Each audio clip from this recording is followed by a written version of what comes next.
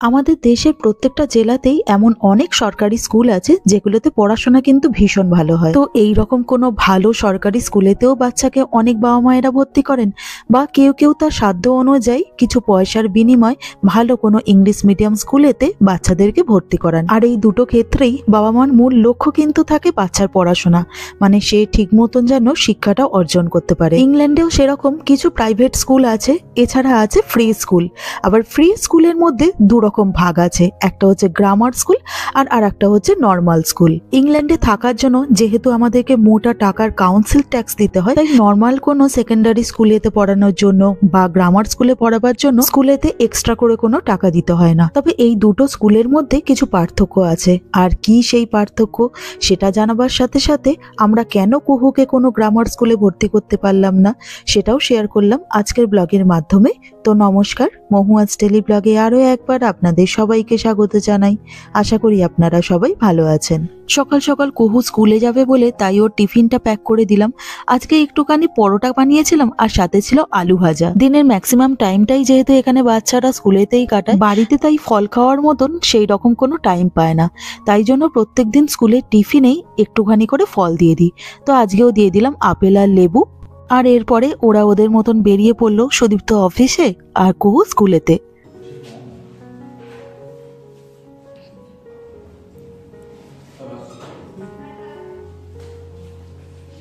আজ হলো বুধবার, ঘড়ির কাঁটায় এখন সকাল 9টার মতন বাজে। আজকেও এখানে ওয়েদারটা বেশ ভালো আছে, টেম্পারেচার যে খুব একটা ডাউন আছে সেরকমও নয়। তবে এখন যেহেতু শীতকাল চলছে, মানে শীতের ওই ঠান্ডা হাওয়াটা প্রচন্ড পরিমাণে ছাড়ে, তাই বাইরে মোটা সোটা কোনো সোয়েটার ছাড়া একদমই বেরোনো যায় না।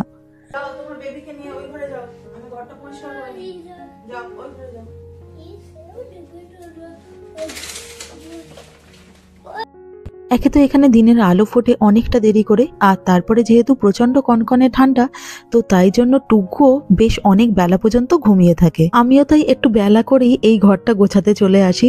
তো যাই হোক, আগে ওদের পরপর টেবিলটা গুছিয়ে নিলাম আর তারপরে বিছানাটা গুছিয়ে নিচ্ছি। অবশ্য আমি নামেই বিছানাটা গোছাই, কারণ 5 মিনিটের বেশি এই বিছানাটা গোছানো অবস্থায় থাকে না। এখানকার ম্যাট্রেসগুলোর ভেতরে তো সব স্প্রিং লাগানো থাকে, শরীরের জন্য যেটা একেবারেই ভালো নয়, কিন্তু বাচ্চারা এগুলো ভীষণ পছন্দ করে। বিছানার উপরে যে লাফাতে ওরা কি মজা পায় কে জানে, সারা দিন ধরে লাফিয়ে যায়। তো যাই হোক, আপাতত আমার এই বিছানাটা গোছানো হয়ে গেল।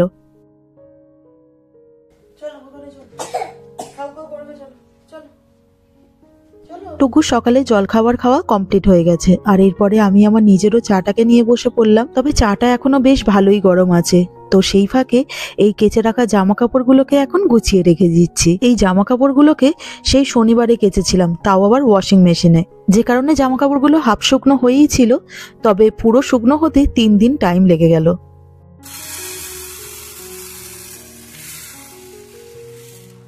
এদিকের ওদিকের সব টুকটাক কাজকর্ম সেরে এরপরে চলে এলাম রান্নাবান্নার কাজ করতে। আমার সকালবেলার ম্যাক্সিমাম টাইমটাই চলে যায় টুকুর পিছনে ঘুরতে ঘুরতে।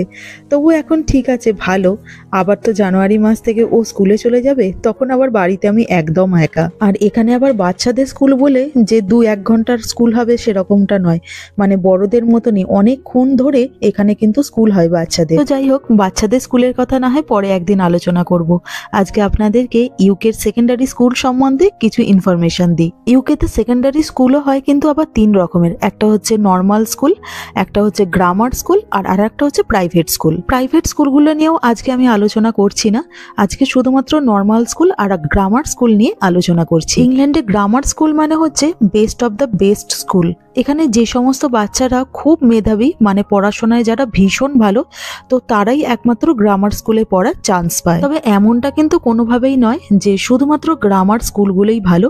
এখানকার নর্মাল যে স্কুল, তার মধ্যে যেগুলো রেটিং ধরুন আউটস্ট্যান্ডিং, তো সেই সমস্ত স্কুলগুলোও কিন্তু গ্রামার স্কুলের মতনই যথেষ্ট ভালো। আর ভালো স্কুল বলেই তাই তারা আউটস্ট্যান্ডিং রেটিংটাও পায়। তাই এমনটা কিন্তু কোনোভাবেই নয় যে গ্রামার স্কুলে পড়া বাচ্চারাই শুধুমাত্র কেমব্রিজ বা অক্সফোর্ড ইউনিভার্সিটিতে পড়াশোনা করার সুযোগ পাবে। এমনি নর্মাল স্কুলের বাচ্চারাও অনেক ক্ষেত্রেই সুযোগ পায়, এটা পুরোপুরি বাচ্চার মেরিটের উপরে নির্ভর করছে। তাছাড়া গ্রামার স্কুলের পরিমাণ হয় ভীষণই কম, মানে বাড়ির কাছে পিঠের মধ্যে গ্রামার স্কুল সহজে পাওয়া যায় না। আর তাছাড়া ইংল্যান্ডের আবার কিছু কিছু শহর আছে যেখানে গ্রামার স্কুলও নেই। তার মানে তো এটা নয় যে সেই শহরের কোনো বাচ্চারা উচ্চশিক্ষা অর্জন করতে পারে না। তবে হ্যাঁ, তবু যদি তুলনা করেন তো তাহলে বলবো গ্রামার স্কুল হচ্ছে ভীষণ ভালো। এবারে বলি আমি কেন কুহুকে গ্রামার স্কুলে ভর্তি করতে পারলাম না। কুহু কিন্তু পড়াশোনায় খারাপ নয়, কারণ কলকাতার পড়াশোনায় জানেন কিরকম চাপ। আর কুহু কিন্তু কলকাতার একটা বেশ নামকরা ইংলিশ মিডিয়াম স্কুলেতে পড়তো এবং সেখানে প্রতি বছরই কিন্তু 90%-এর উপর মার্কস পেত। আর কলকাতার ভালো কোনো স্কুলে পড়া বাচ্চার পক্ষে গ্রামার স্কুলে কিন্তু চান্স পাওয়াটা খুব একটা বেশি শক্তও নয়, একটু পরিশ্রম করলেই পাওয়া যায়।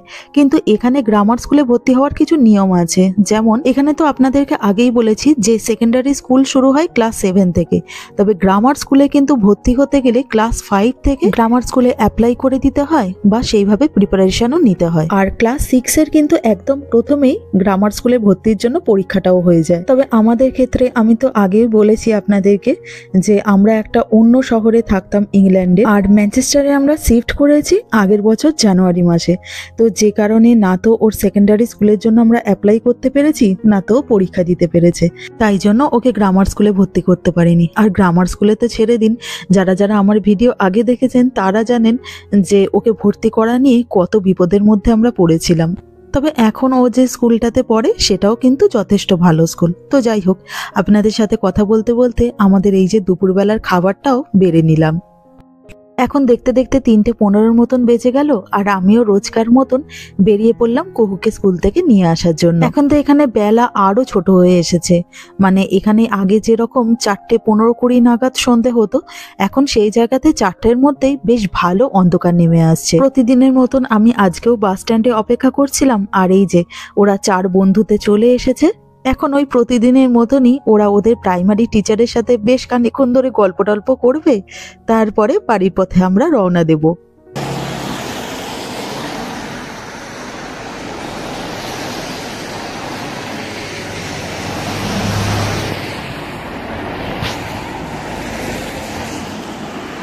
এই সপ্তাহে লিডলে বাজার করতে গিয়ে এই চিজের প্যাকেটটা আমরা পুরোপুরি ফ্রিতে পেয়েছি। এটা হচ্ছে 400 গ্রাম ওয়েটের একটা স্লাইস চিজের প্যাকেট, এর মধ্যে 12খানা স্লাইস করা চিজ আছে।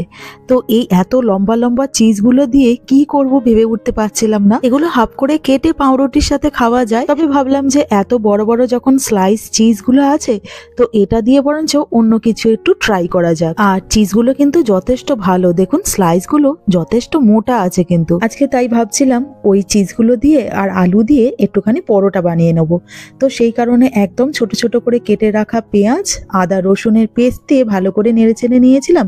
তারপরে এর মধ্যে সেদ্ধ করে রাখা আলুগুলো দিয়ে উপর থেকে একটুখানি নুন, ভাজা মশলার গুঁড়ো, ভাজা মশলা বলতে ওই জিরে আর শুকনো লঙ্কার গুঁড়ো, আর তারপরে সামান্য একটুখানি বিট নুন দিয়েছিলাম আর একটুখানি গোলমরিচের গুঁড়ো। ব্যাস এই সমস্ত জিনিসগুলোকে দিয়ে আলুটাকে ভালো করে মাখিয়ে নিয়েছিলাম। আর এই যে ময়দাও আমার মাখা হয়ে গেছে, তো এই ময়দা থেকে একটুখানি বড় সাইজের কয়েকটা লেচি করে নিয়েছিলাম। এটা কিভাবে বানাবো ভেবে উঠতে পারছিলাম না, তো এই অনেকটা মোগলাই পরোটা ঠিক যেভাবে বানাই সেইভাবেই বানিয়ে নিয়েছিলাম। তো যাই হোক, বিরাট বড় করে একটা রুটি টাইপের করে নিয়েছিলাম, তার মধ্যে বেশ খানিকটা আলু মাখা দিয়ে বাটার নাইফের সাহায্যে আলুগুলোকে রুটির উপর সমানভাবে ছড়িয়ে দিয়ে তার উপরে দিয়ে দিলাম একখানা চিজের স্লাইস। আর এরপরে মোগলাই পরোটার মতন চারদিক দিয়ে ভাঁজ করে নিয়েছিলাম।